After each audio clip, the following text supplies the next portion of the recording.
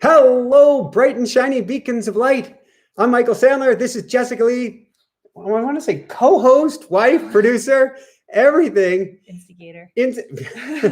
Chief instigator, chief instigating officer, CIO. So you're the CEO and the CIO and the COO and the CFO and the CF something else. Taskmaster, whipper, chief whipper. We are going to have fun tonight, and actually this is more of an afternoon for us. So we are going to have fun this afternoon. And for those who made it here, because I know a lot of people are going to be here in an hour going, what happened? We're trying. We might still be going. I wouldn't be surprised if we are still going. We're going to talk all things manifestation. We're going to give you 3 tools tonight to get you going fast on how you can really recreate yourself, reinvent yourself. And we're even going to talk a little bit more about the boo-boo herd around the world in a little bit as well. But thank you for joining us at this earlier time. Wait. There's a photo of a fluffy one. A photo of a fluffy one? Yeah. What are we talking about? Well, if people saw the thumbnail, they saw you with... Oh, they saw me with Ruru. No. They saw me with Southern Comfort. Is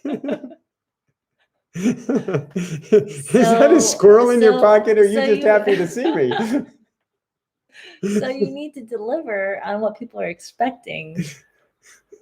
I wasn't the one who made the photo. But okay, we can do that too. All right, you're in for a special treat tonight to afternoon. I see there are people from all over the world. We've got Sweden, we've got Palestine, we've got Florida, we've got California, we've got everywhere. I know we've got a lot of Europe. So exciting. So let's dive into things. Let me pull up my notes, and Jessica will be, while she's absolutely stunningly gorgeous, might be doing some chatting here. I don't know how all this fits on one. This is new. I don't usually come in until the end. So somebody said you're the Ed McMahon to my Johnny Carson, but I think we're more of equals here. Ed was a good sidekick, but he was just a sidekick. I don't think you're a sidekick. Well, I don't know what you're going to be teaching, actually. So you're going to be... All right, well, let's dive right in. The teacher, and I'm just going to distract you and everyone. In as many ways as you can. Manifest the new you. These 3 steps can create instant change. What we're going to be talking about tonight is about energy. And the fact that you are not a physical being. You're a wave. You're particles. You are the divine. And you are completely malleable and changeable. In what is called by people like Wallace Wattles, who I'm teaching every Wednesday right now. This is the science of being rich. He calls it the formless substance. We can call it the Akashic field. We can call it quantum. There's something you already want to add. No. But we can mold ourselves into almost whatever we desire. I had on an amazing guest today. She has a new documentary called Superhuman, and her name is Carolyn Corey. And we were talking about all of these different science experiments that prove that we are energy, that prove not only that thoughts can become things, but that things are not real. Things are thought themselves, imprinted from consciousness, through consciousness, and on consciousness. What does this mean? It means that there is a very science behind changing the way you look at yourself and the way you are presented to the entire world changes. Dr. Wayne Dyer used to say, change the way you look at things and the things you look at change. Change the way you look at yourself and the way the world sees you changes. And so I want to talk about wearing different hats. I almost wanted to put a squirrel on my head, and how this can change your life, because we're in a co-creative process. We're in a process with us and the divine, us and the universe, us in the field, us in the formless substance, whatever you want to call it, which means that you can be so much more than you ever imagined. So we're going to be talking about that tonight. 3 key steps in just a minute. Many of you, though, have been following our YouTube lives and know that we have, I'm biased, but one of the most magnificent RVs out there that we just manifested. One of the most magnificent trucks that we manifested as well. And we're going to be going on the road in a little over 3 short weeks. We've got a rolling studio, rolling home, be able to record and interview people on the road, on the deck, in the studio. Very excited. What you probably didn't know, and I alluded to, is I flew out or got out to Kansas 2 weeks ago now. Was it 2 weeks ago? I got out to Kansas with a new truck 2 weeks ago, and the previous owner of the RV helped me hook up the truck to the RV. He said, "You're good to go. Back it up." Boom! The RV fell on the truck. You couldn't see it in the footage last week, but it crushed the tailgate. It crushed the fender wells. It may have crushed part of the deck. It's a little bit less than, as far as we know, $10,000 worth of damage. The truck being less than 24 hours old. And Jessica going, but I didn't even get to see it before it got damaged. Now, I just said life is a co-creative process, which means I played a role not only in manifesting the truck and manifesting the RV, but I have to admit mea culpa. I may have played a role in the RV falling on the truck. And so if you stay tuned, don't go away. We are going to dive into that and what my role energetically may have been. You also want to stick around to the end, because we are going to be doing the most amazing manifestation meditation, having to do with inventing or reinventing the new you. So you're going to want to stay tuned for that. And at some point, we will have many a cameo from Southern Comfort, who may share again why he's called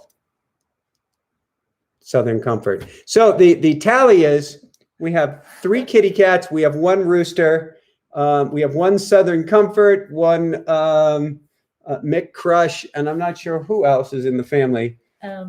The owl. Yes, the owl who has yet to be named. All right. So what are we going? Where are we going with here? First off, both Jessica and I have had many iterations in our lives. Jessica had the college student, you had the Peace Corps volunteer, you had the marketing guru, and then you had the CEO, CIO, CFO, CPO, C3PO of Inspire Nation. Right. But before Inspire Nation, there was... Well, there was, actually, I got the Peace Corps, then I got the marketing guru. And have you blanked out the first 5 years of our marriage? Well, that was, okay, that was the, well, no, but that was still our same company. Yeah. So you were still the CEO, the CFO, the CIO. Okay. But, okay. We won't go there. He doesn't want to go there. We won't go there. Maybe we'll get there. For myself, I was a professional athlete. Then I was a coach and a trainer, and then in retail, and then coaching again, and then getting a couple master's degrees, and then back coaching again, and an author. Keeps coming back to coaching, barefoot running coach, author, and it kept coming back. But this latest iteration, and maybe that's what you're talking about. Beforehand, our company was more of a barefoot running company before it became what it is today, a teaching organization. Each time has been, I would say, more awake, more aware, more present as we're trying on new hats and seeing what fits. And I know that right now you are anxious and starting to try on a bunch of new hats and say, what's the next iteration of me? Mm-hmm. And you're really, I believe, starting to play with that in your heart, in your mind, in your soul, and saying, what fits? Mm-hmm. And that's where we're going here tonight, is we get to try on lots of different hats for where we want to go. We believe that life is linear. Nothing could be further from the truth. We don't go from A to B to C. No great individual in life. And I'm defining great as someone that cultural or society espouses to be, because greatness does not have to be that. Greatness can be very quiet and taking care of one's family. That is greatness. However, anyone who has risen to, quote, greatness has never done so on a linear path. It's never happened, not once. Why? Because it's a co-creation with the universe, and the universe is about collapsing waves of possibility into actual things, into particles.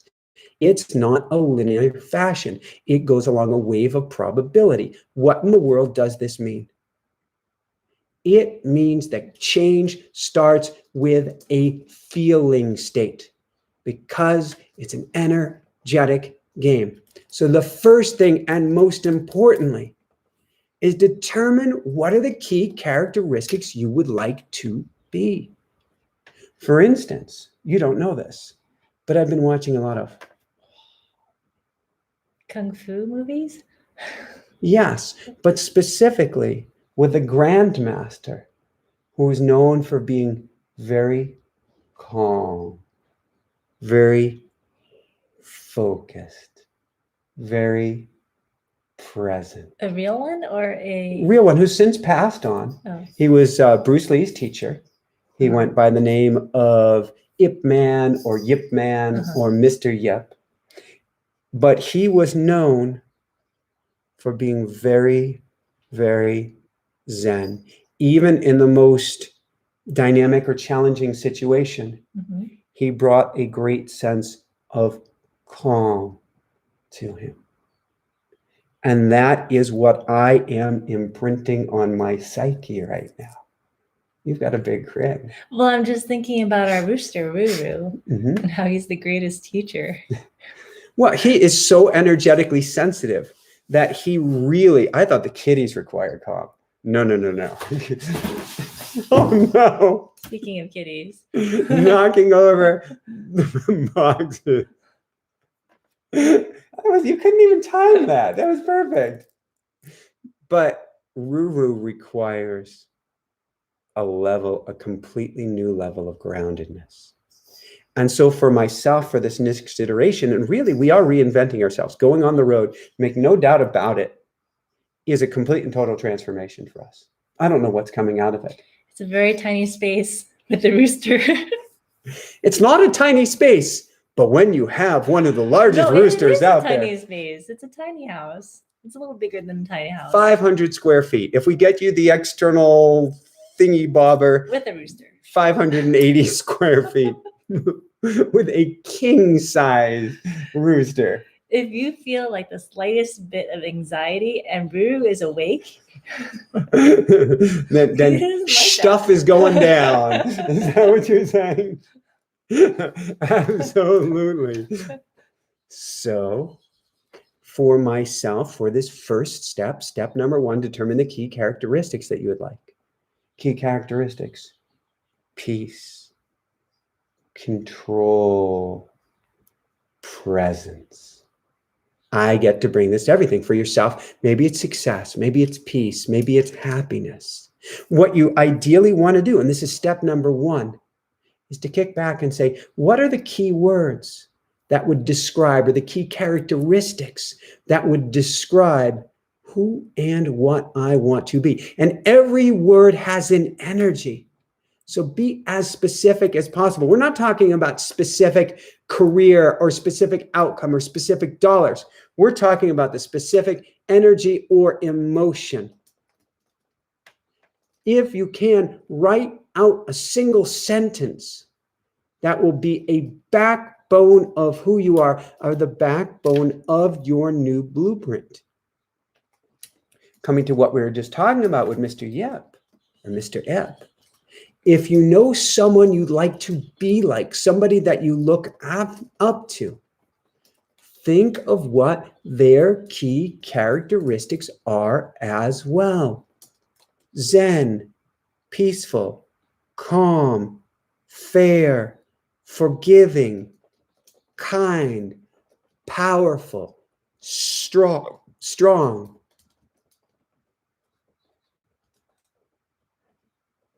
I want to say rightful, not righteous, but all about fairness.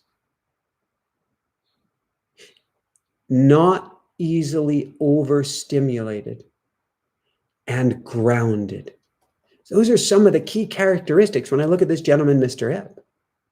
So if you think of, well, I would like to be like her, I would like to be like him, I would like to be like they, whoever it is, get those characteristics down. We're going to learn tonight how to embody them. Secondly, I have a question. ooh. And I don't know if number 2 and 3 go into it, but when you're embodying Mr. Ip, are you stepping into his body and viewing the world through his eyes? It's a brilliant question. Most teachers would say the best way to do it is that, and I'm going to be talking about that.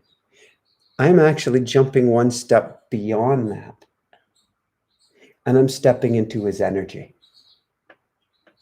And so if you watch somebody live, if you watch somebody on TV, if you watch somebody in the elevator, and you feel into them, you could literally close your eyes and imagine that you have this energetic body inside of you here. And you expand that energetic body to encompass that other person. You're not invading their privacy. Don't worry about that. How do you know I'm not encompassing you? You kick my ass. Once you encompass them, dial into their frequency. Feel it. You may literally even hear their thoughts, but get yourself in their person, in their raison d'être, in their reason for being. Get yourself into that frequency. And then you draw that frequency back into yourself. So am I seeing the fight or the experience with his wife through Mr. Ip's eyes? Not really. But I am feeling him on such a level that in the moment I am Mr. Ip. It's very interesting. Actors do this all the time. Will Smith, we had on Will Smith's voice coach. Denise Woods for the movie Ali. And we had her on a few months ago. Spectacular woman. She said that when she was working with Will Smith, there was no Will Smith. He was Ali. And he didn't break character for the entire role. He expressed his mannerisms, his way of speaking, his way of strutting, Rooster, his way of being, and he became Ali. Ali saw him, said he was the greatest. It's in his song. But when you get in that energetic imprint, that is who you become.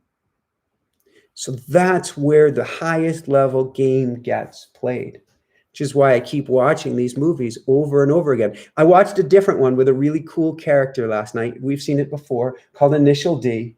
There's a kid, he's driving his race car like this. He's really cool, he's really relaxed. And I felt into it, and I said, that's not right. That's not the feeling state that I'm going for. That's a state of disconnected.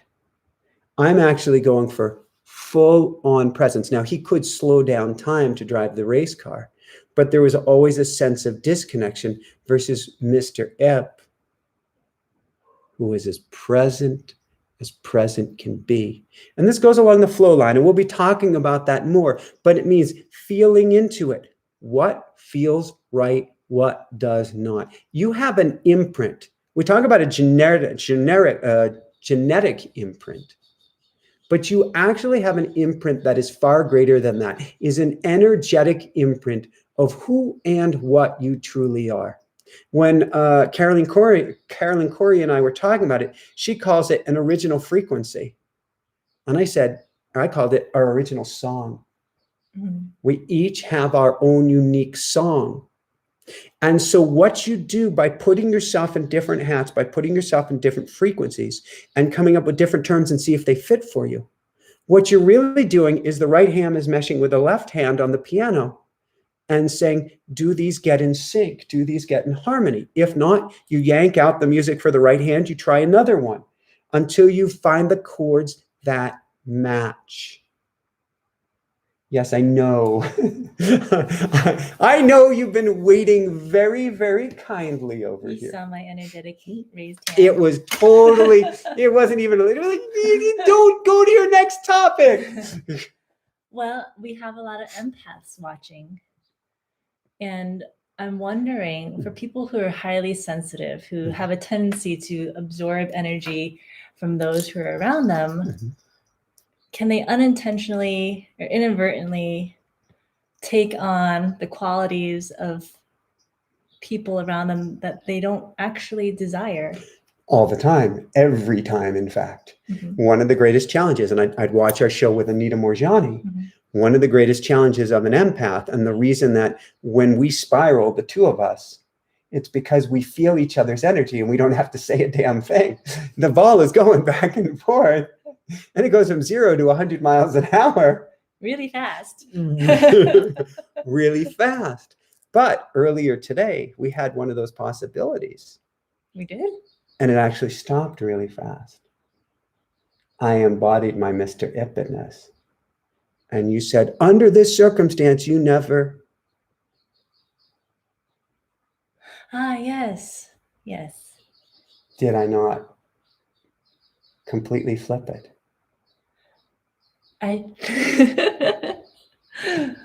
Well, I thought it was.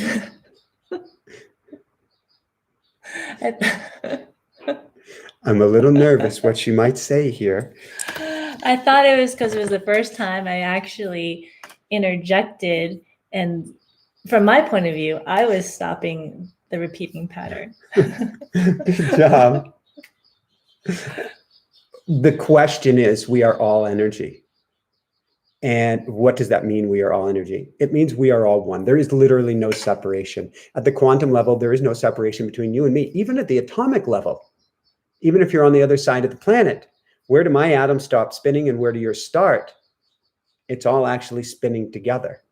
And so if you're in close proximity to another person, one of the benefits and one of the banes or the boons and the banes is that there is no separation between us. And sometimes that will drive you completely insane, but it means it's very hard to tell where one thought started. Whose thought was that? And Jessica's going, well, we know all the good thoughts are from me. No, that's not what I was thinking.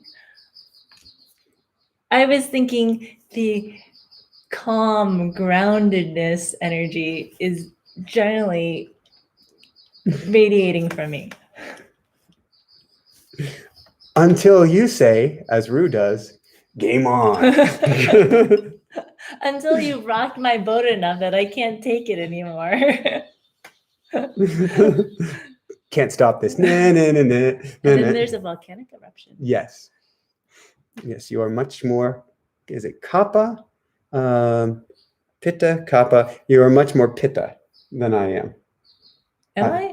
I am Vata Pitta. I would say you are Pitta Vata. Okay. You are more fiery than me. Maybe. Oh, definitely. That's not a bad thing. You have a lot of fire, and that's a good thing. So I did have a follow-up question, unless you feel that it's important to move on to number 3. And I hadn't gotten to number 2. When the kitty knocked over the box, my I want to say virtual mouse. It's not virtual. My wireless mouse got kind of trapped under there. So I can't actually click on anything. You're kidding. Oh, it's pinned. But let me ask the question, and you can decide whether to entertain it now or later. Okay. Which is, you're talking about watching Mr. Ip on movies and embodying the energy that you perceive in the movie. I think I know where you've been going. Yes. Well, a lot of society today watches a lot of violent movies. Mhm. I mean, they just keep getting more and more violent. I remember Superman in the 80s is nothing like Superman of today. I haven't watched it because it's just the trailer looked way too violent. Do you have any comment on that while I retrieve my mouse? It is all frequency.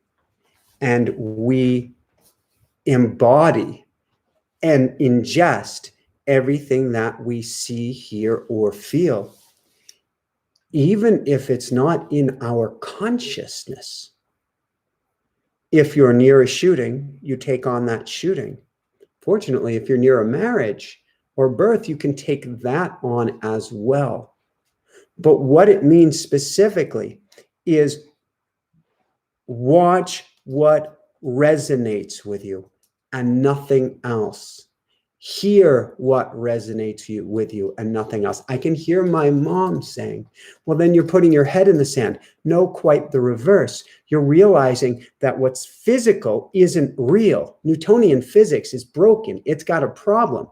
The thing is, Newton he's not even responsible for Newtonian physics. He was a mystic.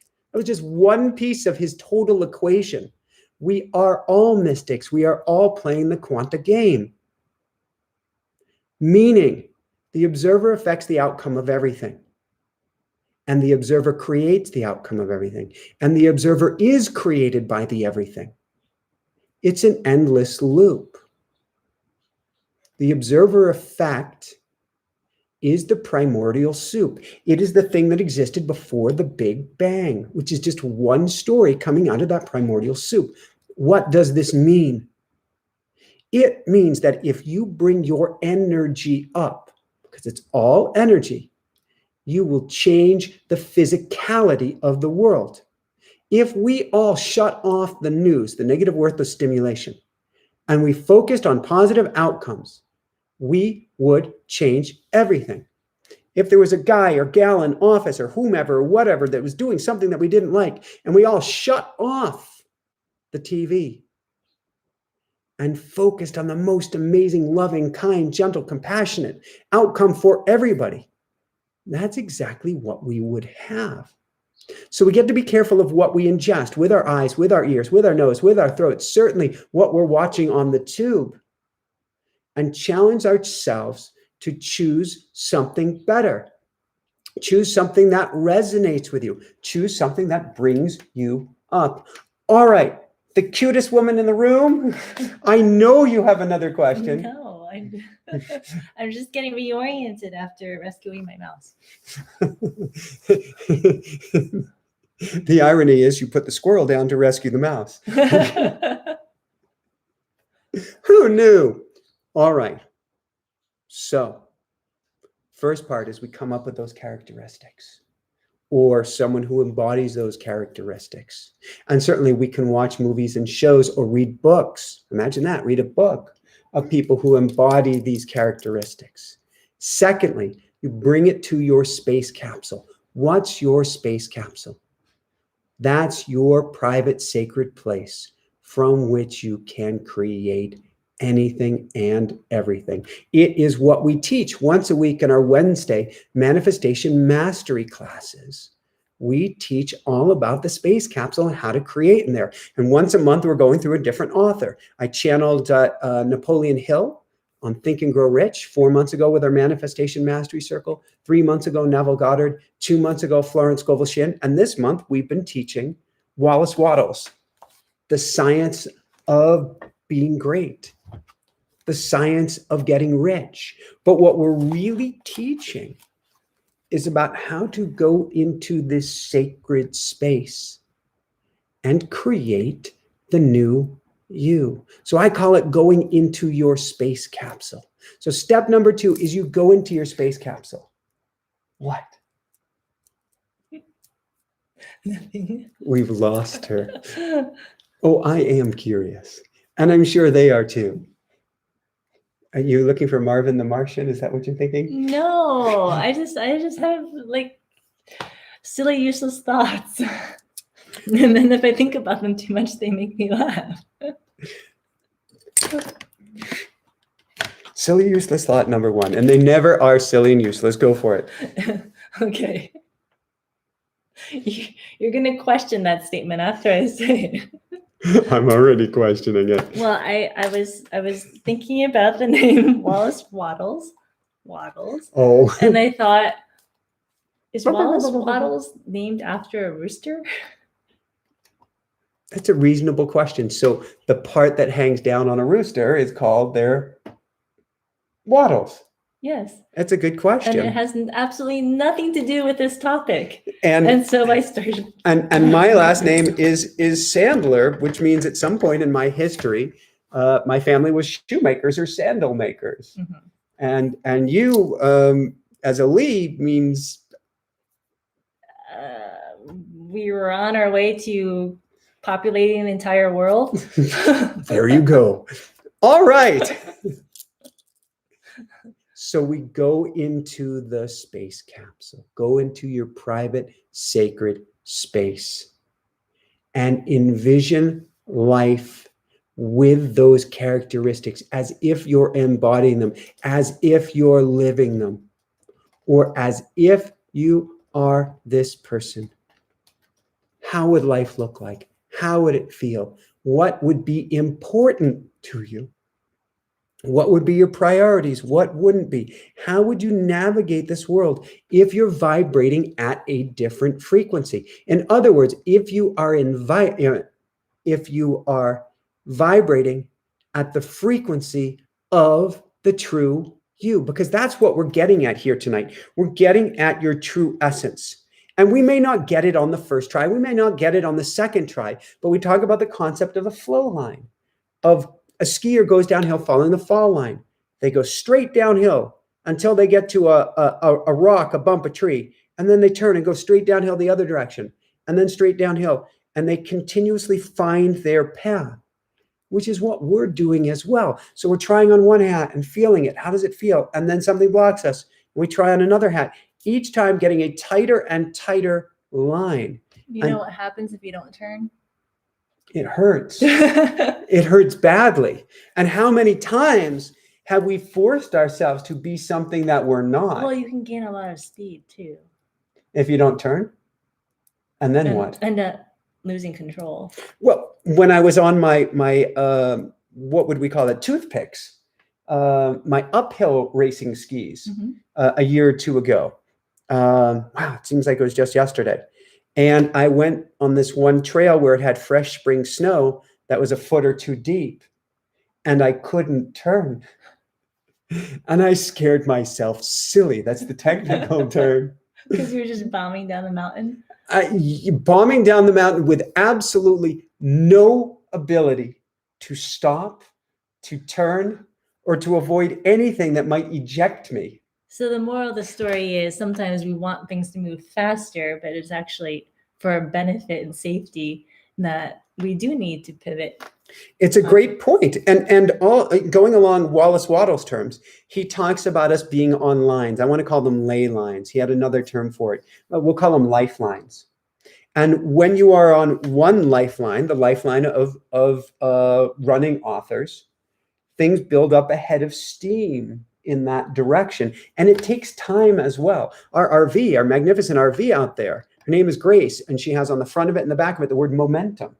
These things build up a head of steam, which is why when we look at our world today, and we're incredibly affluent today, I'm very proud of this.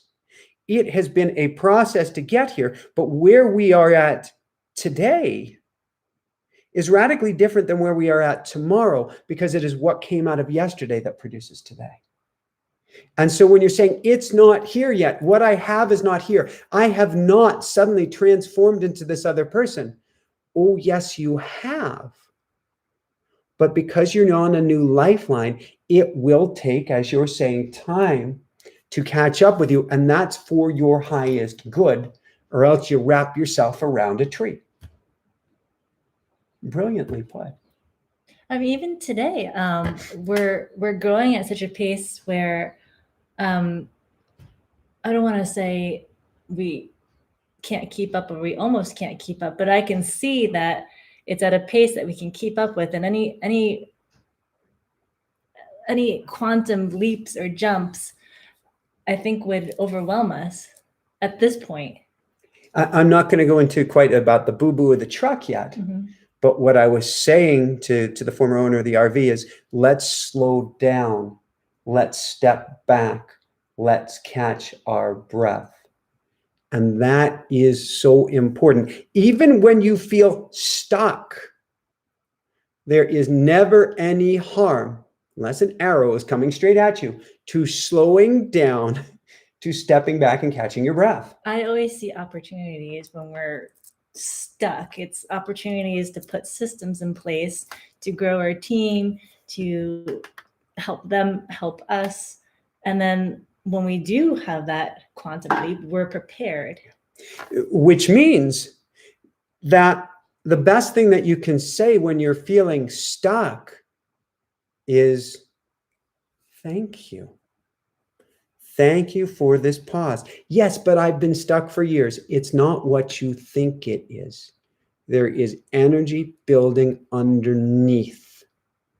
Now, we may have to do some energetic clearings. We want to play in the space capsule more, but say thank you for this time, for this opportunity to go into the space capsule, for this time, for this opportunity to step back from my life. Because when things are going at 100 miles an hour, it's very hard to be able to take that step back and to get that high level perspective. I was just going to say that in the moment, it always seems like it's taking forever. We want the result now. But then when we look back in the last 5 years, it's like, oh my gosh, we accomplished so much in a short amount of time. But if you revisited the 5-year younger Michael, what would you be thinking? I can't believe it's taking you so long to get here. Why? I would never have. On the one hand, he would be saying that. On the other hand, we have achieved a level now that he would be blown away. I mean, let's be honest. I can remember going into your parents' office and having to report to your mom on our income because they were supporting us and we were in your childhood bedroom, 2 twin mattresses on the floor. We don't have to go into the whole story. And I think I said something like we had gotten, what, $60 on Patreon or something like that. I'm like, we got $60 this month. It was like, I don't know, $30 from Amazon affiliate sales. Oh my gosh. 60 from Patreon, maybe. Thank you, Esther Lee. 50 from YouTube ads. But we would show them the trajectory. It was it was an upward curve. But it was actually a much steeper upward curve than it actually has turned out to be. But this is so important. It doesn't necessarily have to be this way for everyone because everybody's on their own unique path. Every time it's gone slower than expected, every time that it hasn't had the results that I've expected, every time, even including the RV falling on the truck, has changed me, and I would say changed we for the better. And we get lost in this idea of ourselves. And we get this question all the time. How do I know if what I want is from my ego or not? We get lost in this idea that we're trying to get somewhere, anywhere. There is no anywhere to be. If you have a place you need to go to other than the bathroom, you're lost. Because here is where you want to be. Here is where you get to play the game. Doesn't mean it's easy, doesn't mean it's always comfortable, doesn't mean it's as much fun as something else or some other time period might appear to be. But if you remember that this is a simulation, a holographic deck, a one piece of the whole, meaning a part of consciousness where we have collective amnesia as to who is what we truly are so that we can grow and expand. And you remember that what you are here for is the growth, not the pain, the growth. Then it doesn't matter if you're making, in a sense, 100 a month, 100,000 a month, 100 million a month. How many of the greatest artists of all time are dead? Multi-millionaires, billionaires who are dead. We can't judge ourselves by these externalities, or I will be happy when I'm a gold record label, a platinum record seller, whatever it is to you. We get to look at life through a different judging mechanism. We just aired an interview with Greg Louganis, and in the interview, you asked him about what it was like winning, or after winning 2 gold medals. Mm-hmm. And after winning his silver medal, he tried committing suicide. Mm-hmm. After winning his gold medals, he was miserable. After winning his next 2 gold medals and becoming the winningest diver of all time, he was lost. He was lost and in a lot of pain. And he is, what an incredible spiritual being. Oh my God. And I'm so proud of this interview because he was amazing. I did a great job too. We played an amazing game of tennis, one of the ones I'm most proud of. But he was living in that externality of I will be happy when. It is such a trap. So when things are going slower than expected, you say thank you. When things are going not the way that you expected, in your better moments, we're human. In your better moments, we're spiritual beings having a human existence, say thank you. You know, it's been a hard 12 days incorporating the lessons of this truck. And it hit core wounds, which is actually why we know that it was divinated. It was a co-creation, certainly, but it may have come from my higher self to hit my core wounds, to help me to heal. And I get to say thank you. And so when we can do that and step back and go, wow, if I look at the movie of my life, this movie is like, maybe your movie is like, we'll go to Will Smith again, in, is it Happiness? The Something for Happiness. His movie where he's a single dad and he's hustling to make it. And you go, wow, this is the part of the story where things get really ugly right before things become incredibly great. If we can view life from that lens, it changes everything. And that's not about changing. I know the Wayne Dyer, to change the way you look at things and the things you look at change. But this is really a very simple shift in your perspective that energetically changes the frequency, changes the vibration, changes the chord that you are playing, and therefore changes the outcome. So I just want to make a clarification. The title of the show is Manifest the New You. Mm-hmm. And then we said 3 steps create instant change. Yes. And now we're talking about all these things that take time, but we're not talking about you. We're talking about the external things changing. So yes. First comes coming up with what those key characteristics are. And simply doing that, you will begin to shift instantly. So once you shift instantly, your outer world starts to match or resonate with the new vibration that you're holding. And it always has a lag time. So if I'm singing a duet with you and I go to a new chord, unless you're the best of the best of the best, it is going to take you at least a split second to catch on and for us to get back in harmony. That's what you're talking about. Thank you.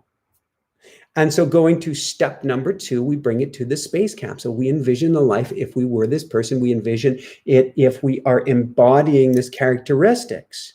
And we live that experience. And I say you do that each and every day. And every time you do it, it has a compounding effect. You will not be the same person coming out of the space capsule as you were going into the space capsule even once. And one thing will build on the next and build on the next. And you'll radically, rapidly change. But it is a 2-step dance in the space capsule. And I'm going to come up with better terms. I've been trying to feel into what these terms are. I have envision and to vision, which are very similar. So I want to come up with better ideas for this. To envision is to imagine your future, to live with these feelings, to live with these characteristics and see life evolve before you. That's step 2. Step 3 is this.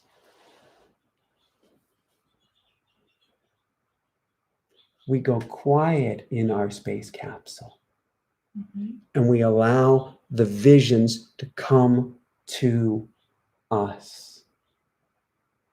and we see and feel what comes to us. Some of it may be coming from universe. Some of it may be coming from ego. And so what we do, you have the most amazing top on. I love your outfit. I love it. I love it. I love it. I love it. I love it. And what you do is you go into a changing room and you try things on. Mm-hmm. And you say, how does this feel? Not to how does it look? Mm-hmm. Because if it feels awful, so there's a beautiful smart wool top that you got me that I have tried to like, but it does not feel good. And you're like, but it's this, but it's that, but it's the other. I'm like, I know, Pookie. He thinks it's itchy. It does not feel good. Who wants to wear an itchy shirt against your skin? So what we do in step 3 in the space capsule is we go quiet, which we're not skilled at. And we wait for a vision to chase us down. And then we put that shirt on and say, how does this feel? And it'll become very easy to determine over time, is this my thinking mind saying, this is the direction I get to go, ooh, ooh, ooh. And then you try it on and you go, that didn't feel right. Or is it coming from spirit? So we feel into these things. Now we may find blocks, and actually talking with Carolyn Corey, she suggested we go on into blocks before we go even into the space capsule. What do you mean? What she would say is before you go into your envisioning and visioning work, Mm-hmm. to feel into where there are blocks, Mm-hmm. to expand them in our bodies. So if you have a block and you feel it in your heart, to lean into it and really, this is the Michael interpretation, because I just spoke with her a couple hours ago, to feel it in your heart, expand it in your heart, expand it in your heart, and ask and set the intention, universe, show me where this original wound come from. So a block is any sort of negative emotion like fear, anger. Fear, anger, I can't do itness. These are all blocks. I like to call them bottlenecks. Mm-hmm. They're points where the energy gets stuck. Mm-hmm. I had an interesting experience earlier today because I get a lot of my best work done actually on my bicycle. And so I'm out on my bicycle and I'm literally talking with spirit. Uh-huh. You're laughing. Why? I'm not laughing. So I'm out, I'm talking with spirit, and I'm saying, all right, 4 accidents over the course of 50 years involving me going backwards, backing up the truck, and the RV fell. Mm-hmm. I'm like, all right, what is the original core wound? Childbirth. You were trying to back up the birth canal. Did you get hurt? Oh my Oh, then God! the forceps came. Yeah. The original wound goes all the way back to my birth. And so I have a lot of great clearing techniques. I didn't avail myself on the opportunity because we had like a 50-mile-an-hour wind. No joke going on. Keep both hands on the wheel, or on the handlebars, stay focused. But that's where the wound is coming from. Mm-hmm. And so I get to clear that wound. And so what she would say is, before you do your visioning work, clear as much as you can. Then when it comes up, clear again. Then when it comes up, clear again. And she would say, always ask for help in clearing. Mm-hmm. And she, in the interview, which will come out in a few weeks, she has a very different way of doing clearing that works all the same, but it also involves just using a clearing statement. In other words, there's no one right way to clear. You bring it up, you set intention, you ask for help. Call it source, call it universe, call it giant cheeseburger in the sky, call it angels, call it guides. It doesn't matter. It's energy. Everything that we label is still energy. Energy is energy, and we're energy. And you get that cleared, and then it makes it easier to step into your greatest future, into your greatest you. She would say you lean into that feeling, and inside that feeling is an event. And that we want to get to the triggering event, which means we might have to be brave. I mean, it's mind-boggling the amount of people have been sexually abused or assaulted in this country. Mind-boggling. I would go for women. My guess is 80%, based on the number of clients that I've worked with. I'm going to say it's that crazy high, but people don't share.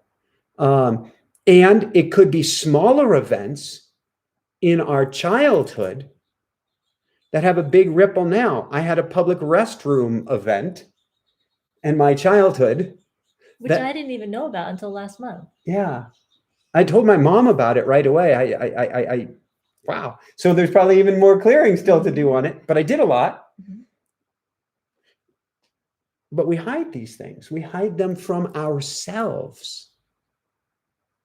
And so we get to be brave to go back, not to re-experience them, but to clear that sucker out of our psyche. And we can either do it ourselves or we get help, which makes us lighter, which makes it even easier to shift. Now, I can already hear people going, well, I don't have anyone who can help. I can't do it myself. Therefore, am I stuck? No, not at all. In fact, we don't have one now. We'll have some more group classes where we do clearing work as a group. You can bring it there. You can also look up emotion code as part of our classes, tapping, EFT as part of our classes. There's so many amazing, or as part of our YouTube classes. Let's say this one more time. You can find free videos from us on EFT tapping. You can find YouTube videos of Dr. Bradley Nelson's emotion code. There are so many techniques that you can use that if you hear yourself saying, well, I've got these wounds, I've got these blocks, I can't step forward. Nothing could be further from the truth. First off, it's intention. Set the intention. Go into your space capsule and go, I've got this wound. Universe, I need you to clear this. Please clear this wound for me once and for good. And that in of itself will go a long way. Another key point here. So those are the 3 steps. I want to address a little bit more and then we'll go into Q&A. Sounds good. When it comes to manifestation, when it comes to inventing ourselves or instant change, the answer is not the answer. And this is not a fortune cookie. The answer is not the answer. The answer is merely a starting point. This is such an important concept to understand. The answer is not the answer. It's a starting point. Putting on the energy of Mr. Ip is not the answer. I'm not Mr. Ip. I'm Michael Sandler. Who is Michael Sandler? Well, Mr. Ip may be a bit of an inception point or starting point. Something else would be, these are points that carry us like breadcrumbs on our path. So we don't worry, I have to get it right now. I need it perfect out of the gate. No, play with this. That's your job. The answer is simply the inception or the seed. Allow the seed to be planted and then see what comes from it. Our real job is to plant the seed and feel into it. Everything about manifestation, everything about instant change, everything about becoming who we are meant to be is a feeling game. A few more things, but you might have something you wanted to add. So you're saying more or less, go about it, relax. Don't get uptight about whether you're doing right or wrong. Just experiment. Yeah. Can you imagine going into a changing room and you've got a whole bunch of clothes on you, but you're not allowed to try anything on unless you know before you put it on that it's perfect? That'd fudge you up. You'd be a mess in there, wouldn't you? I just brought all these clothes in. I'm not allowed to try it. But instead, trying one on might feel good. It might not. It might give you an idea. Trying the next one on might feel good. Might not. Will give you an idea. That's going back to the flow line. That's getting in that energetic state of flow. And if something clearly doesn't fit, don't force your way in. Show it to the hoobie. What? You just said that on air. Do not force anything. This is so true. I'm thinking of like the jeans that women need, like their oh best no, friend to help no. There is no point. But that brings up an important point. Particularly in the West, we will torture ourselves to make something that clearly doesn't fit, but based on other people's standards is right for us. we will try to force it onto ourselves. Right. Never, ever, ever, ever, ever, ever, ever. This is a kind, gentle, loving game. Of course, if you did put it on, laugh about it. Take them off. Breathe. I've had many experiences where I put something on and then I'm like, oh my God, how do I get it off? I think we had some experiences with some running clothes when we recently. I'm going, you want me to wear what? Which we've discussed on other I shows. think a lot of women have had that uh-oh moment where they're stuck like Oh this. no. You can't see anything. Is that like the zipper's back here. The worst case scenario of trying to take off a jacket or something while you're driving? You're holding your breath because you don't want to hear that like little tear. Oh no. Yeah, that doesn't happen as much anymore. That's good. This shirt has a zipper down here. I like that. It is the cutest thing.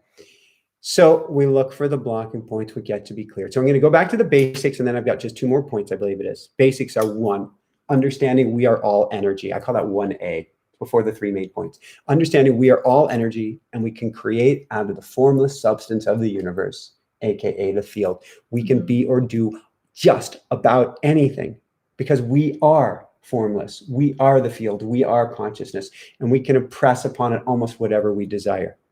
So that's the 1A. Now, 1, come up with the key characteristics or an individual who embodies the traits that you desire. 2, create a ceremony. Go into your space capsule. Try on the new suit. Hopefully it doesn't have you pinned up here like a praying mantis. Put yourself in these characteristics, live it, lay in it. This is your sacred space to play. Don't just see yourself as it. Be yourself as it. Don't just see a peaceful Pookie. Be a peaceful Pookie. And her real name is Jessica, but she goes by Pookie or Pookstar because we've had people writing in, hey, Pookie! So don't just see yourself as it, but she likes it. Be yourself as it. I do think you like it. Pookie? Yes. I like it when you call me Pookie. Okay. It's a little awkward when strangers call me Pookie. 3, after you play with yourself being that person, go quiet and ask the universe, what do you think? Who am I really? Is this possible?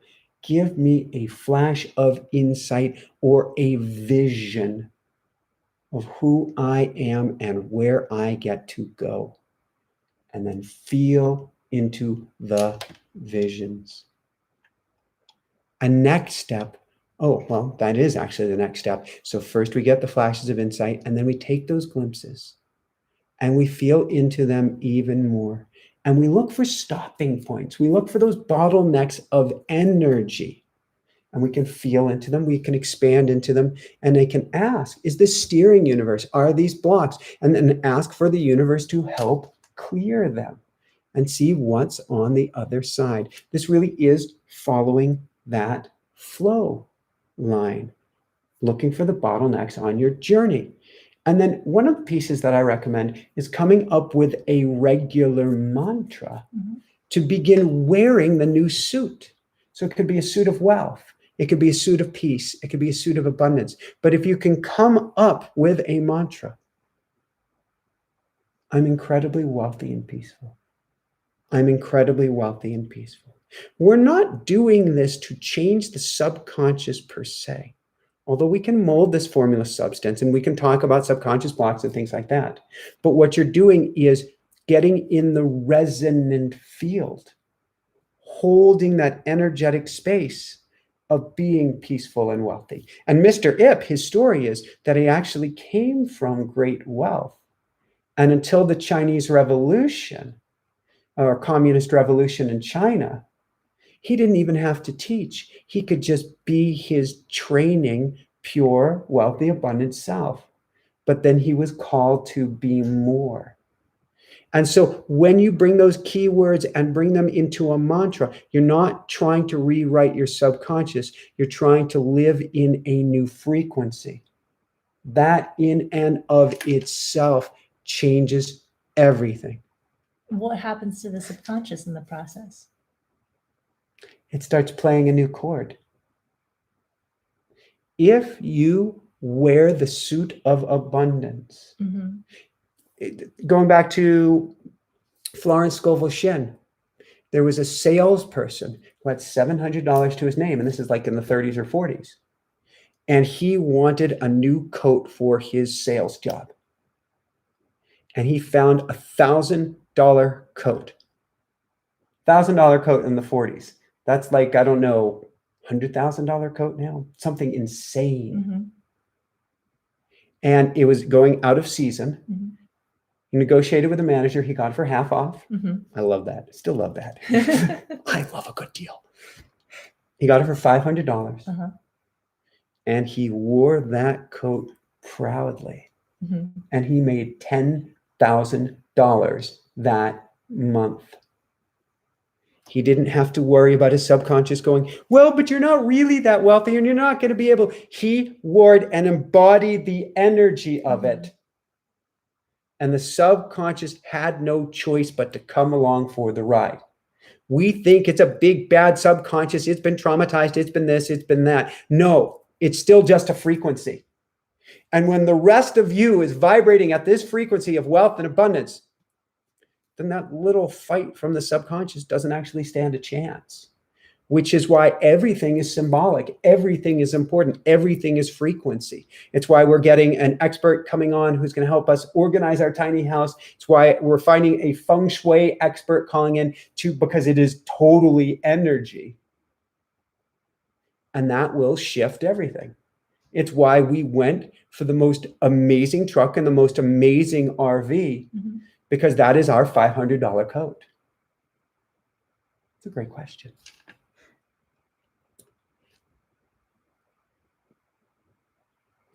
As you're going along, be like the 747 of old, where it was aiming at one beacon, then the next, then the next, then the next. And as the metaphor goes, an airplane in the past was off track something like 98 or 99% of the time. And yet almost always landed at the right airport. So we get to continuously fine tune and adjust. How does this feel? Is it light? Is it heavy? Is it good? Is it bad? Or as A Course in Miracles says, is it loving? Is it fearful? And really get to tune in that station as we are playing the new role, living the new role, and embodying the new role. Understand a key to outer change is inner change, and inner change is outer. So we set the intention. I feel like you're saying, are you done yet? No, you're looking at me a lot, and I don't want the audience to feel neglected. So I'm trying to. A key to the outer world is the inner world. Key to the inner world is the outer. Outer change comes from inner change. But a key to inner change is outer. We have heard, well, it's all an inside job. Yeah, but what is inside? What is outside? This is all a projection of consciousness. There is no out there. There is no in here. It is all one. So as feng shui goes, putting up all images about family in the house really helps, brings about family. Putting up things that have to do with abundance really helps. And you're going, yeah, but I should be able to generate that on the inside. There is no inside. It is all one. Your environment, and this is why you keep challenging me to a new level, and I keep meeting that challenge almost, and then you say, not good enough, and you challenge me to a new level, and I keep meeting it almost, and you're like, not good enough. Our outer environment is our inner. And that's why you're saying on this 500 square foot boat we're going to be on, new rules. There's a new sheriff in town, right? Yep. And this means asking for help. Set intention, ask the universe for help. And lastly, change your physical, temporal, and internal environment. So I gave 3 key things, but I'm giving some other ancillary supporting material. The kitchen sink. I love that word, ancillary. No, this is not the kitchen sink. There is a kitchen sink. That's a lot. Tiny home kitchen sink. That is book after book after book. And if you want to learn how to play with the space capsule, or if you want to learn the science of becoming great and the science of being great and the science of getting rich, come to our Wednesday night classes. $7 or 4 classes in a row, then just $28 to continue. You get our whole collection of Napoleon Hill, of Neville Goddard, of Florence Scovel-Shinn. You'll get this past week's Wallace Wattles class, which I feel is one of my most inspiring ever. And the next 3 classes live, and then classes live after that. So we change our physical, our temporal, and our internal environments. Physical environment. Change your home, feng shui things, move, shake things up, or at the very least, move the couch. We once had a guest over at our house who moved all of our furniture around. We went out, I don't know, like to the farmer's market. We came back and all the furniture was moved. And did we flip out? Silently. Yes. But it was actually a good thing. We put it back because it was also a tremendous violation. But the very act of moving the couch had us viewing the world differently. Mm-hmm. That's changing up your physical environment. Temporal environment is doing things at different times. Go for a walk at a different time of day. Do an interview at a different time of day. Do these events at different times of day. Get you looking at the world differently. So you change your internal and external habits, and it changes the way you view yourself. You become lighter, you become less attached, which is what you were talking about earlier, and it becomes easier to morph into the or something greater. And small changes, right? Small. I'm a baby steps kind of guy. Mm-hmm. So I'm a morning guy, and I do teach in our automatic writing class. I do teach about the benefits of getting up early, if at all possible. There are different jobs and situations where you can't do that. However, if you're going to bed at midnight, at 1, at 2 in the morning, I'm not always going to say all of a sudden, bam, get to bed at 9 and you're going to be up by 4 in the morning. What? No. Let's start with tiny changes that are sustainable and have stick. That's a key word. Stick? Sustainable? Yes. I was riffing with you.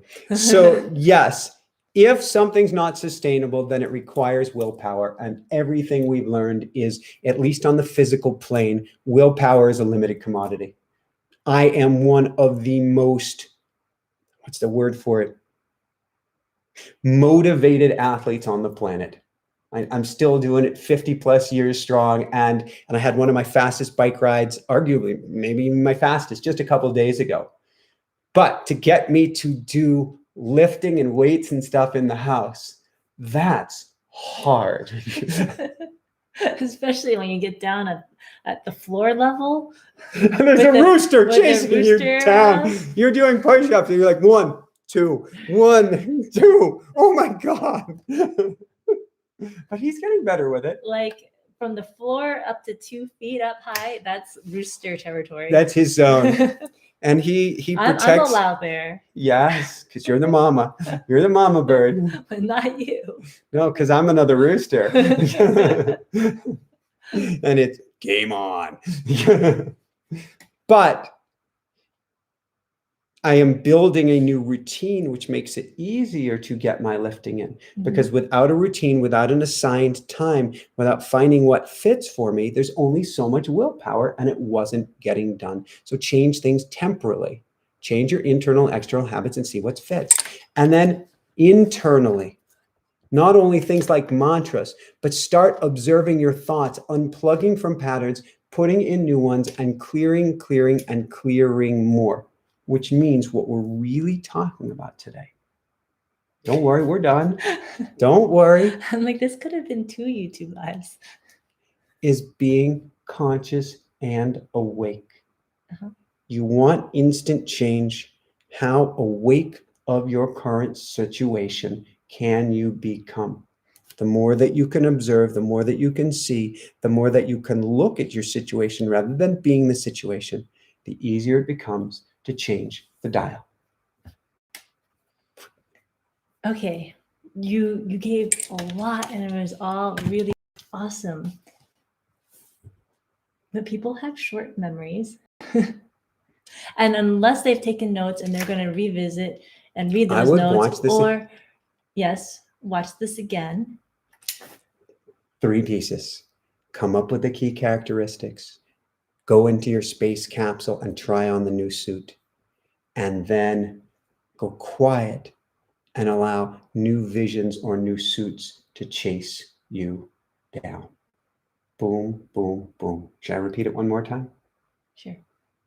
Come up with the key characteristics, go into the space capsule, and then allow the universe to chase you down. And if you're an overachiever, which is not a good or bad thing, everything else on top of that. Why do I believe I will not hear the end of this after the end of this? Oh. I want to over deliver. Come to our classes on Wednesday. You will learn how to play in the space capsule. I will certainly over deliver. What we give people is an attunement. We are helping bring people's energy up. And this gives some functional tools. And Wednesday we'll give a massive amount of functional tools. That's who we are. Told you. Well, what? No, you go for it. I think there are questions queued up. Okay. So we need to scroll. And I've been doing a lot of talking, so maybe we can have you do the answers. Oh, Carrie donated. Thank you, Carrie. How does it get any better than this? How does it get any better than this? Thank you, Carrie. Thank you, Carrie. Thank you, Carrie. I didn't even get to the story of the truck. We'll save that for a little bit. What do you think? Is that all right? Let's save it for another YouTube live. I promised people I would give it to them. Oh, well. Let's answer some questions. Okay. All right. I'm not sure how to answer this one from Denise. Hi, Jessica. Please help me as I'm really stressed out. So please let me know how to get out.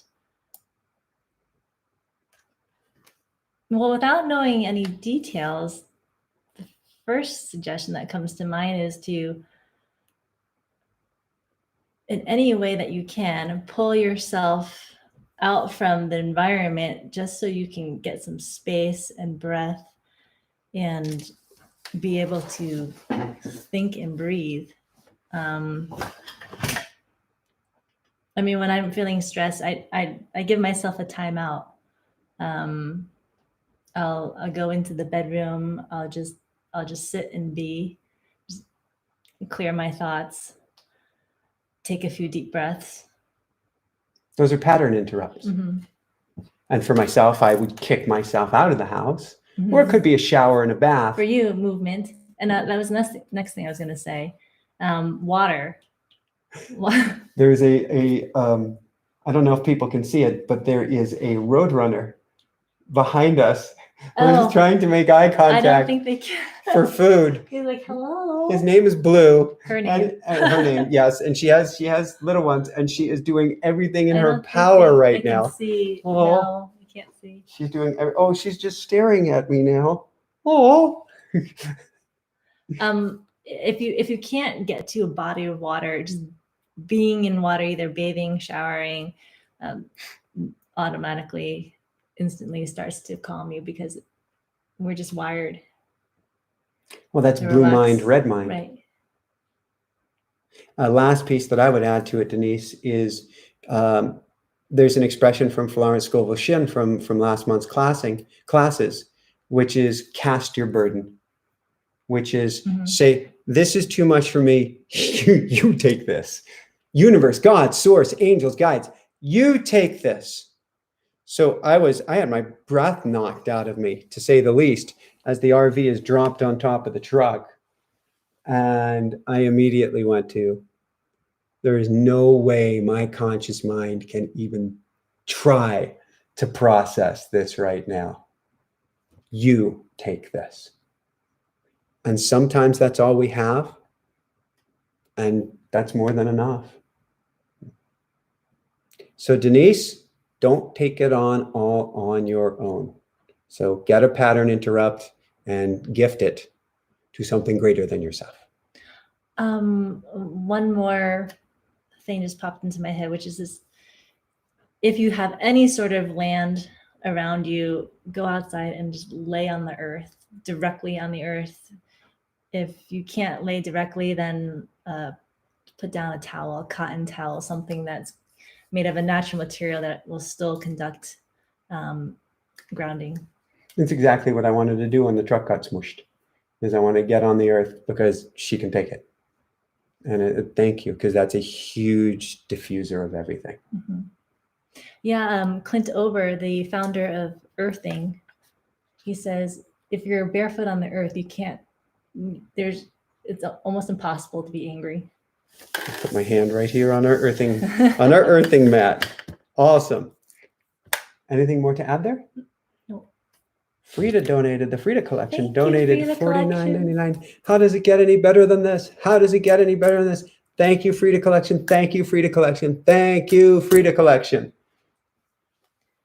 Karen Walsh writes, you guys are lucky to have each other. What would you suggest for a single person to change?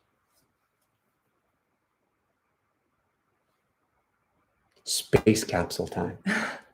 Space capsule time, and I would work on what brings you greatest happiness and joy as an individual, and then you attract that happiness and joy in as a twofer.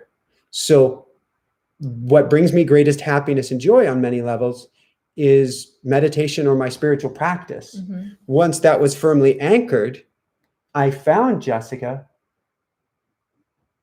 through my meditation and spiritual practice. Now we have total synergy from which to grow. Now I'm making an assumption that Karen wants to be in a relationship. And if that is the case, then from my own experience, when I was so happy and content being single and on my own and actually enjoying my me time, which was actually difficult for many years, I was actually jumping from one relationship to the next. I don't think I went 3 months without being in another relationship. So I decided 1 year to take a year-long sabbatical from dating and even flirting. I stopped flirting. I have yet to see this side of you. You said I never will. The job is done.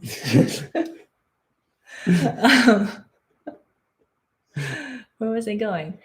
Year-long sabbatical, even stopped flirting. Yes. So at first it was really hard to be alone. And even though I'd spent many years in isolation, when I was in the Peace Corps, I was living by myself for 2 years in a foreign country. So it was very lonely, but I had a long distance relationship. So technically I wasn't single. But it was during that year, I really started to love time by myself for the first time in my life. And after that, after I decided, okay, I'm going to open up to dating again, he showed up. I remember on a first non-date. And I was so loving my single time. I didn't really want to date you. No, you told me your sabbatical had just ended, and I was like, yeah. And then you gave me the slap down. I will never date you. Yeah. Okay. From Collective Evolution, Michael and Jessica, do you guys have any suggestions for how to integrate a consistent clearing practice in our daily lives? I tend to clear as things come up. On this one, Collective Evolution, I like going to Dr. Dawson Church, who, if you catch any of his interviews on our show, has the most joyous, authentic laugh. He certainly wins awards for his laugh. And what he does is every morning that he gets up, he does EFT tapping. He looks for things to clear, and each and every morning peels it away. Now, you don't have to do it with EFT tapping, but it is nice to set and assign time each day to clear. It makes it much, much easier, rather than Jessica is amazing at her clearing work, but when she comes to me right before bedtime and I'm like, oh, I'm so tired, I need sleep, there's like steam coming off my ears, oh God, and you're like, do you want me to do a clearing now? I'm like, no. I love you, but no. So having that assigned time, that sacred space for it, makes it much easier. Mm-hmm. Mark, what is the space capsule? The space capsule is your sacred space. It can be in your car, it can be under the stairs, it can be in a bathroom, it can be a spare bedroom. It is your quiet, sacred zone that you can go into and have universe time in the creative process, envisioning and envisioning whatever it is that you would like to call into your life, to be, to see, or to do, or simply, and that's what we're talking about today, to feel. For myself, it's Ruru's bedroom. Ruru's bedroom, I'll go lay down in the bed next to where Ruru goes to sleep. He sleeps in a large, soft kennel dog house. Very large. Very large.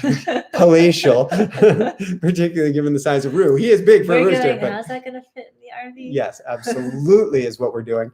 I think that's half the size of the studio right there. But with that said, and that's a bit of an exaggeration, I will lay down there, go into total peace, ideally put on some binaural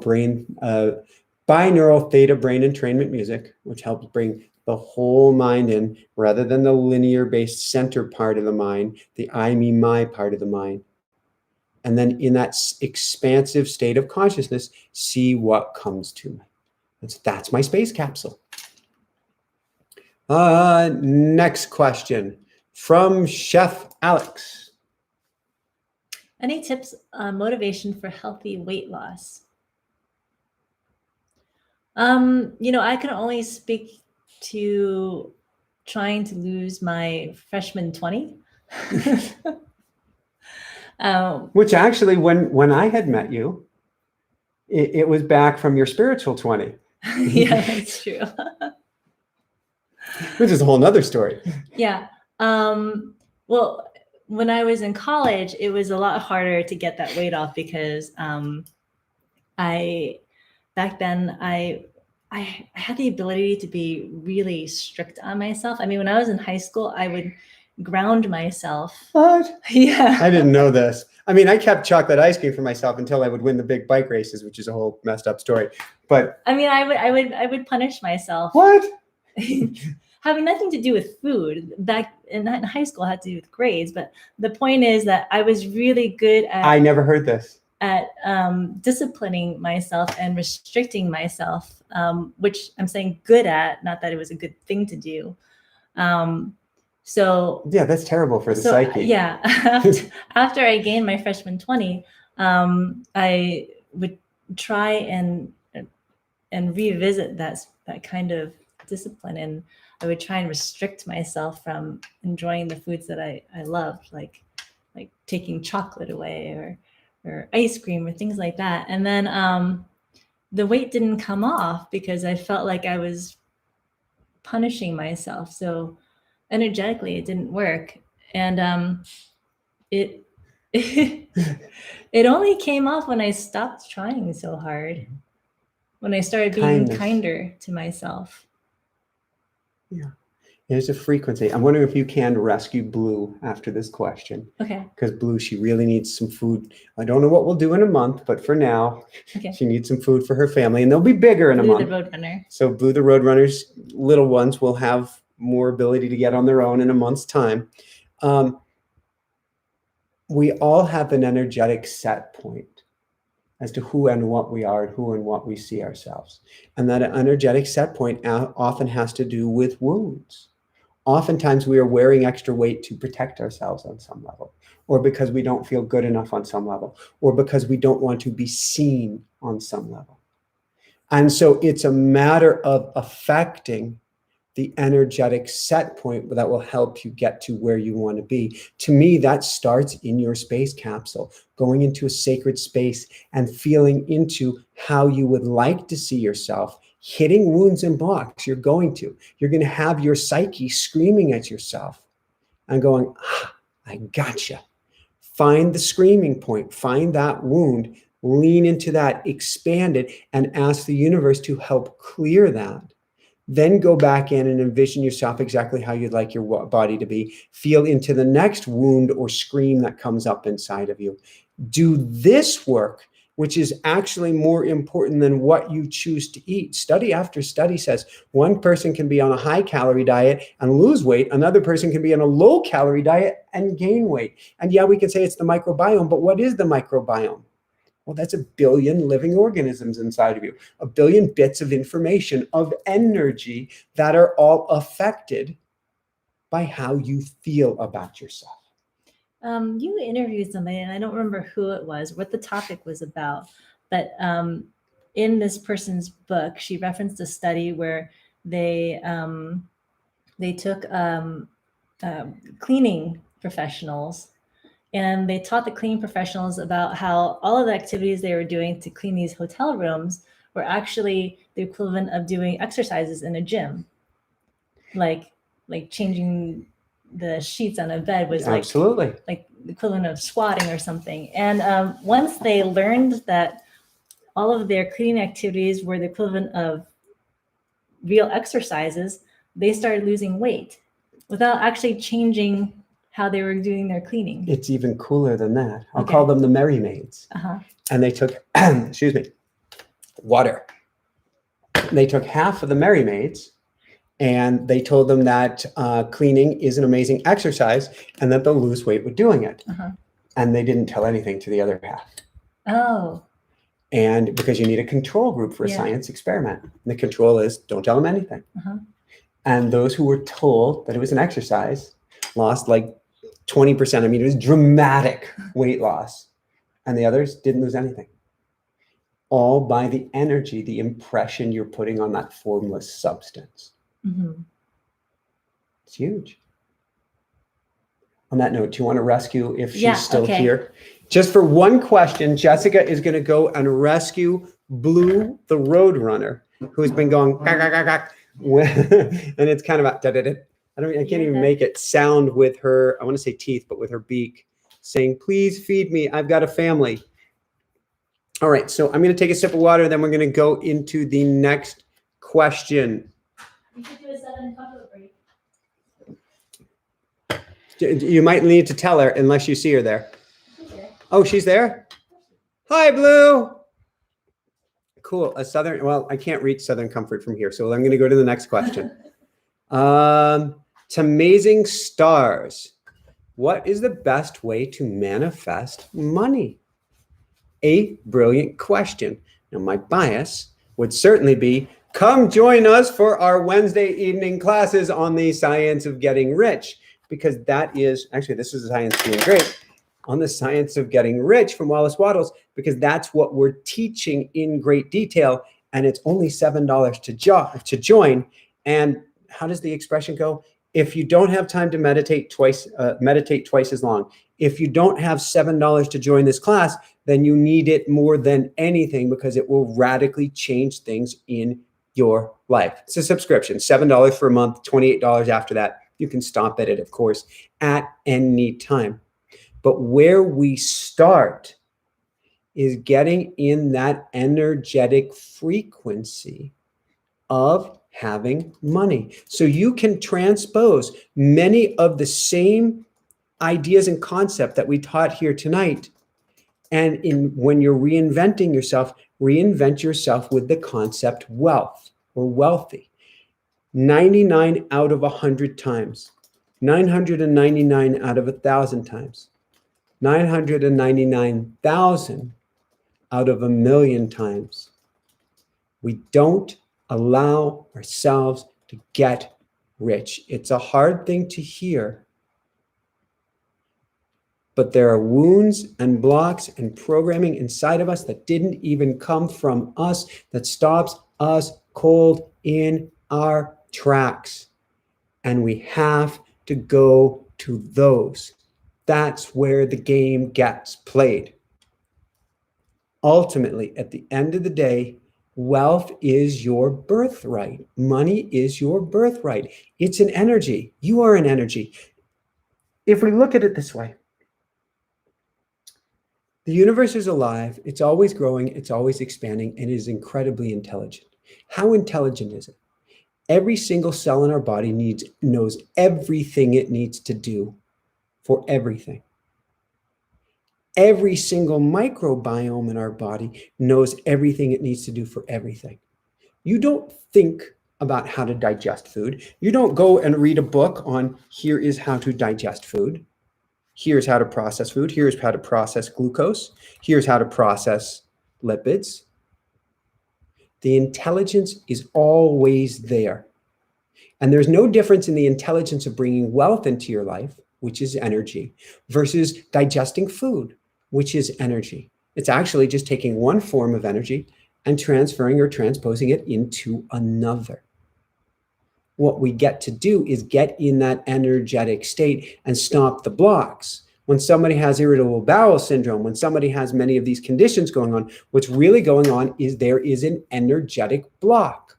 And you can go, well, that is real. On some level, yes, it's absolutely real. Illness is illness.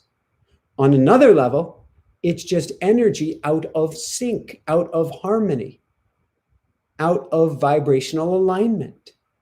We can look at water molecules. We can go back to Dr. Emoto and look at what sick, unhappy tap water looks like, and look at what the molecule of love, a water molecule imbued with love, looks like. So where we play to manifest money is on an energetic playing field. Anna, do you want to go to this question? Sure. Hello, dear Michael and Jessica. How to overcome fear of creating something not good for me? Thank you.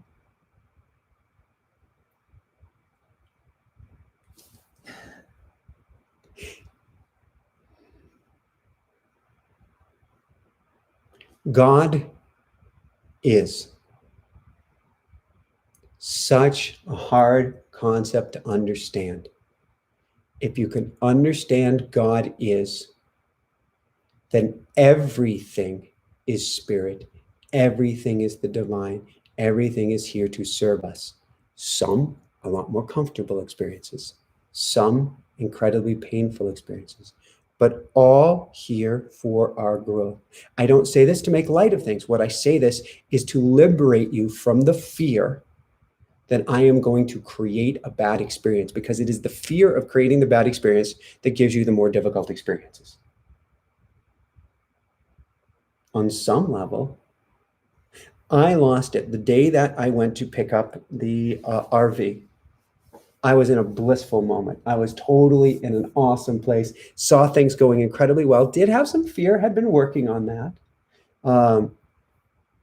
But I got there and I had to help lift a 280-pound hitch to put in the bed of the truck. And I'd injured a wrist a couple months ago, and I'd been having some back challenges, which is kind of my governor. And in helping lift the hitch, my back went out again. And I'm sitting in the truck. Now the gentleman's saying, I want you to do this, I want you to do that, I want you to do the other thing. And I didn't take control of the situation because I was in so much pain. I was kind of like this. And I was focused on the pain. And in a sense, I created that situation. Now, on one level, that really sucked, because then I started backing up the truck. It wasn't attached properly. I hadn't personally checked, even though he said it was safe, because I was in so much pain. And the RV fell on the truck and is now in the shop with a decent little boo-boo to be repaired. Mm-hmm. I could kick myself. I haven't. You've been waiting for me to kick myself. I haven't actually kicked myself for this situation. It's taken a little while to come around to the for my highest good, but I know it is. I know it is. There is nothing that hasn't taken place in my life that later on I didn't say that wasn't a blessing. Doesn't mean that losing lives or illness or things like this aren't very serious and substantial, but there is always a bigger game at play. And so we get to do clearing work on you, Anna, of this fear and worry and concern, ultimately, that you will screw something up. That's what it comes down to. And I have finally kicked that to the curb. And Jessica keeps testing me lately on that one. I have finally kicked that one to the curb. I guess this was maybe the ultimate test. Would I love to do things differently? Yes. Would I love to have the truck here without the boo-boo? Yes. Would I like to have nothing on my insurance record that I crashed a vehicle without crashing a vehicle? Yeah. It's still here to serve me. So I really want to liberate you of that, Anna. You can do no wrong. You can only do good or better. And so love yourself up no matter what.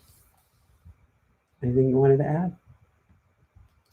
The only thing that comes to mind is if there's a decision that needs to be made and you're afraid of making the wrong decision, always try and give yourself more space and breath to go quiet and feel into your heart. Is this good for me? And let your heart tell you, because your heart will always have all the answers. It's more intelligent than the brain.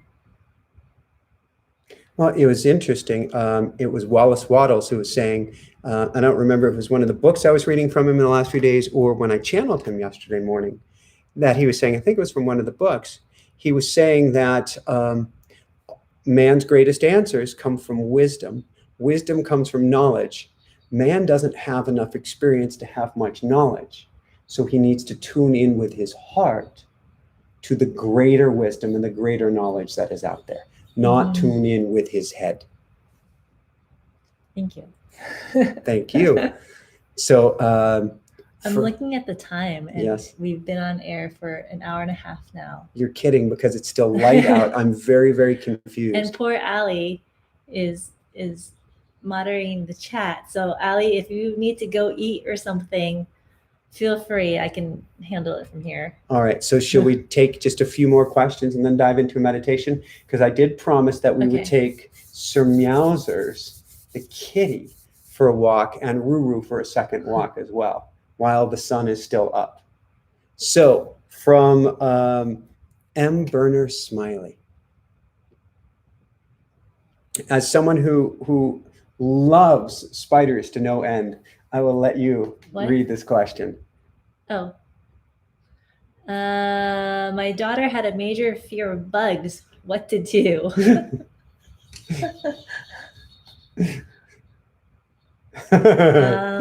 Michael, get this spider out of here. But I love the spider. This spider is from Kansas. It doesn't belong outside. I'm going to think about this one. What would you do? I would lean into it. You don't have to literally go and have a spider museum, but I would lean into the experience in the space capsule and play with the experience in the space capsule and ask myself, where does this fear come from? How is this here to serve me? How can I release this fear? I give this to you. And I would look at maybe what clearings need to be done. Because a fear of bugs may not be a fear of bugs. It may be a fear of death. It may be a fear of lack of control.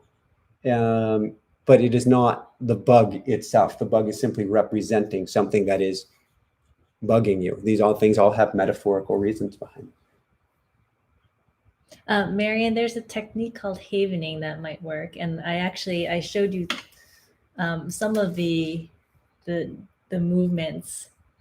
I think I did anyway. So I'd look up havening. Which just always makes me to think of the song To Haver. I would walk 500 miles. I would walk. What is it to haver? I don't know. But haven is more like a safe haven. I like that term. All right. Edward has the last class of the evening. Question. I have been having with unemployment insurance for over a month, plus been getting opportunities with paint or ink, even interviews, but no offers. What does this mean? Edward, I would play in the space capsule, knowing that you don't just have offers, but you have the most amazing job. It is here. It is real. It feels awesome. You give thanks. You live it. You experience it. You be it. If it is feeling right to you, what we're doing now is tuning the dial to what feels right for you. So if paint and ink feels great to you, play with it in the space capsule as much or more than you are chasing it down on the X outside. When you can feel it realer than real on the inside, then it must be made so. So that is what I would do. It sounds to me like ultimately there is a subconscious block which allows you to get interviews, but is not allowing you to step through the door. So I'd lean into that, learn what the blocks are, clear them, and continue to play in my space capsule. as if it were my oxygen. Anything you would add to that?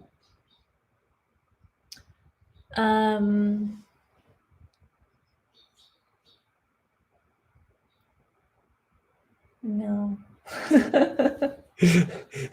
You're probably just hearing me looking at you going, you're so cute.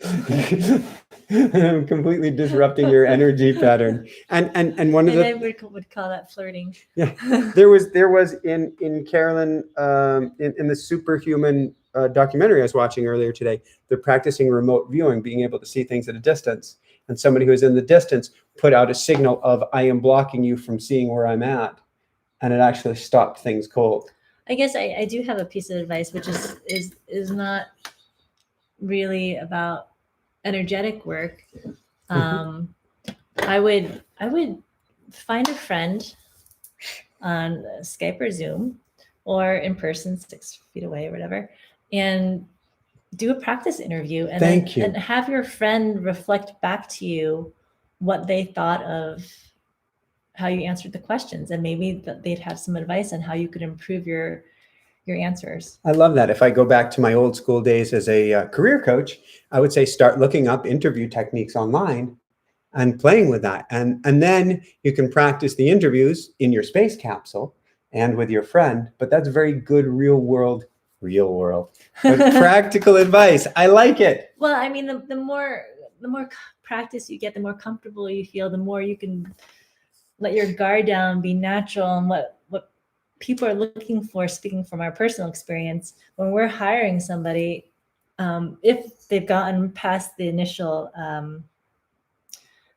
review of cover letters and resumes, and we know they've got the skills, then we're basing a majority of our decision on energy and whether or not they're going to resonate or fit in with the team culture. I mean, that's why we hired Allie, because she has an incredible energy, and I got that from how she participates in our classes and in the chat. She also did her homework. So I'm guessing you are, but do your homework on the company. Do your homework on why you want to work for them. Do your homework on how you can help them. Do your homework on why this is such a great fit. Bring that, because ultimately at the end of the day, there's not a single person out there who is hiring who knows what they're looking for, not a single person who knows what they're looking for until they see it or feel it. It is such an energetic game. Certainly you up-level what you're wearing, how you're dressing, how you're grooming yourself, how you're speaking, how you're holding yourself. There's some amazing videos by Amy Cuddy on how you hold yourself and your body language. We look at each piece of the puzzle and we bring the highest level energy we can. And smile more. I mean, you may already be smiling a lot. And you have a great smile. In an interview, sometimes you're nervous and anxious, and it might feel forced to smile. So there are techniques you could picture Southern comfort. Picture your interviewer with the face of Southern comfort, and you're bound to smile the whole time. So, Edward, it's a pleasure to meet you. Why would you like to come work for us? Please do tell. And what's the one most important thing we need to know about you? And what question do you have for us? Because we want to know why you're interested.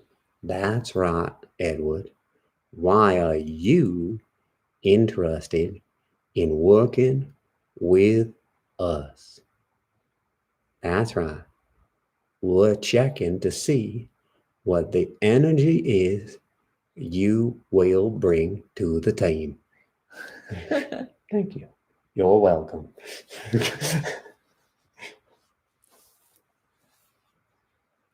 Shall we dive into a meditation? Yeah, sounds good.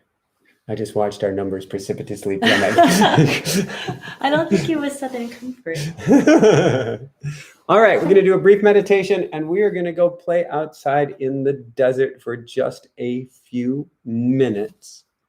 But thank you for joining us. Let's dive into a meditation here on in the go-off screen. Envisioning. And Wow. And so are the microphones. oops. And envisioning the new you. So what I'd like you to do is sit good and comfortably, but let's sit with confidence tonight.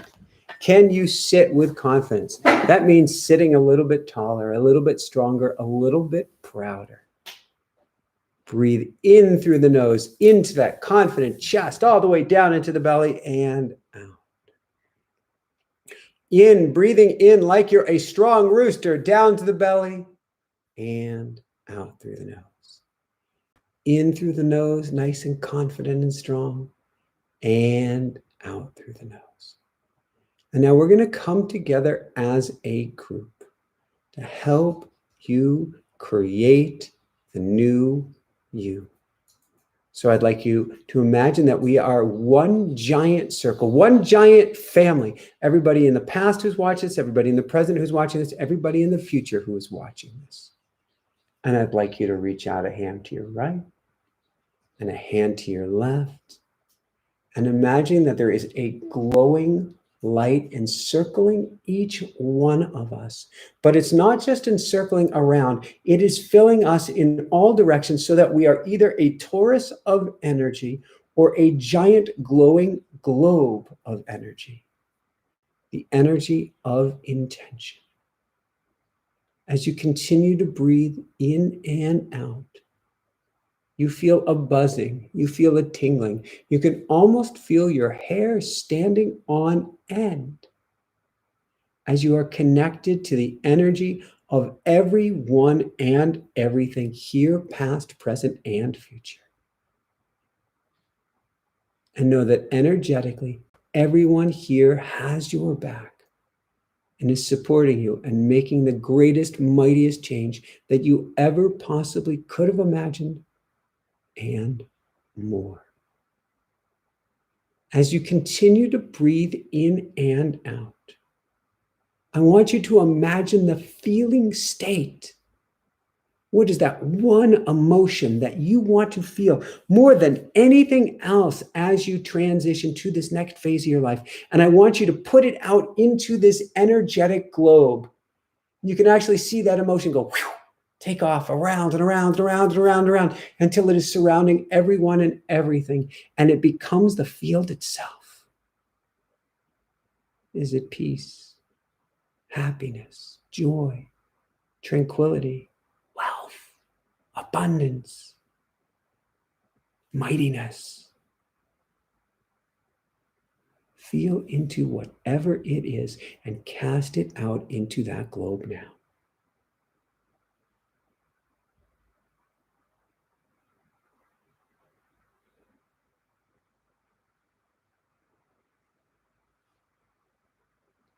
Can you feel that emotion inside of you? Can you feel that emotion amplified by the intention of everyone here tonight? For we are all setting the intention of helping each and every one of us.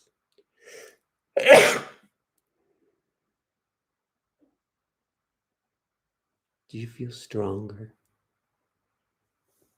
or more peaceful? Lean into and embody that emotion.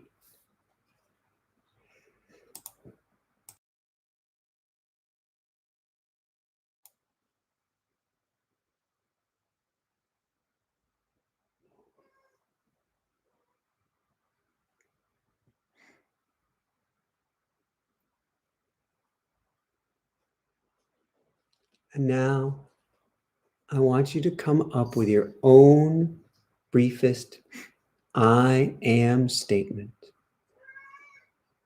And I want us all to infuse everyone's statement who is here today with intention, with light, and with love.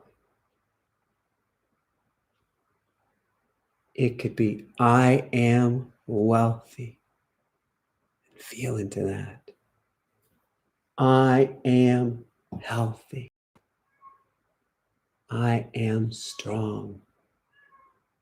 I am courageous. What is the highest level I am statement you can feel into right now?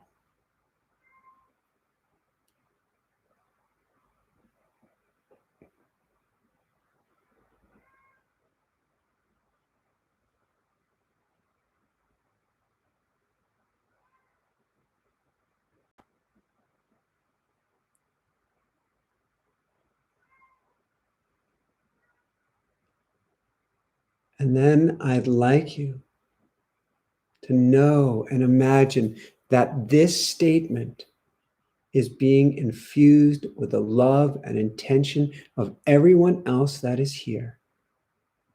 And this emotion will become a superpower of yours.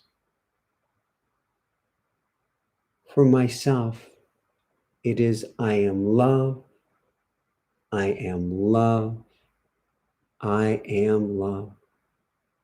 And I just feel into that and feel that love amplified by everybody here. And I am buzzing and tingling with love. So let's have you keep repeating that I am statement for the next minute or two in your mind's eye or more in the feeling center of your heart.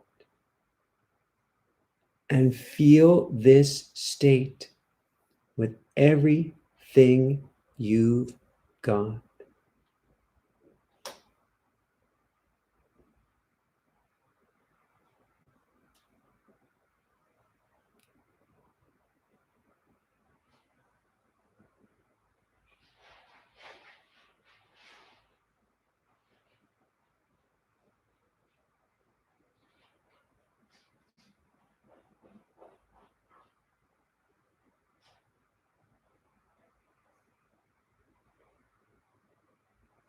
And now I would simply say thank you to the energy and the space that everyone here has held together, all together as one, all in this golden, glowing, amazing light, helping you to reach your highest potential with this emotion and beyond. So give gratitude. And now, as you leave here tonight and tomorrow, and until the next time we speak, and certainly do come join us next Wednesday,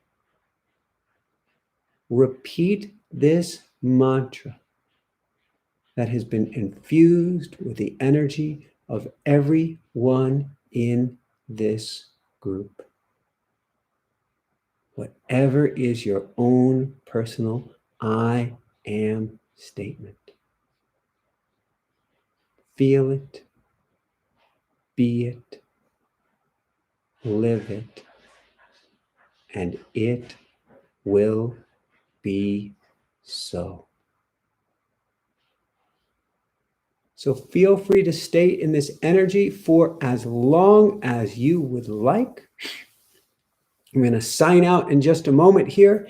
And Jessica, Ruru, Sir Meowsers, who now has a doggy kitty stroller that he goes in, and I are going to go for a walk out in the beautiful desert at sunset. We love you guys so, so, so, so much. You are love. You came from love. You couldn't be anything other than love, no matter how much you try. So envision the most amazing, greatest version of yourself, and you will see something even better still. Thank you, Allie, so much for holding space. Thank you, Jessica, so much for everything. I can't think of any other way to put it. You're going to jump back on camera for the quickest second here. Yep. Thank you, Southern Comfort. Thanks, everybody. Ooh, 111. You got cold without me. I did, didn't I? You keep me warm. I can't. I want to see Meowsers in the stroller. Well, I think Meowsers is napping in the bedroom right now. We can Yes. show you the stroller without Meowsers. You can see the stroller without Meowsers or Meowsers without the stroller, but the seeing of the two. Oh wait, there's a photo, right? Yeah. Well, we do have one last note. We Yeah. definitely get to go for a walk. We have a lot of behind the scenes videos. If you click the join button down below, we have near daily attunements, help bring your vibration up. And then we have lots of behind the scene videos, and we'll make sure that we post a video Yes. of Sir Meowsers in the stroller. Why don't we do that? So you can click that join button. It's $10 a month. Try it anytime, stop anytime. It brings your energy up on a near daily basis. It was a daily basis before we were out of town for a few weeks, and it will be back to a daily basis. But it's one heck of a daily energy boost. And then of course you get the Phoenix by your name there, like Karen right there. And you get special emojis. You get special emojis, and you get Southern Comfort emoji. lots of behind the scenes goodness. Michael emoji. Absolutely. Jessica emoji. Ali emoji. Meowsers emoji. Yep. Ruru emoji. The love bug emoji. Lumiere emoji. I don't think we have an emoji for Mick Crush yet. We do. Really? Yeah. Oh, wow. Check it out. Check it out. See? Mick Crush. Oh, my gosh.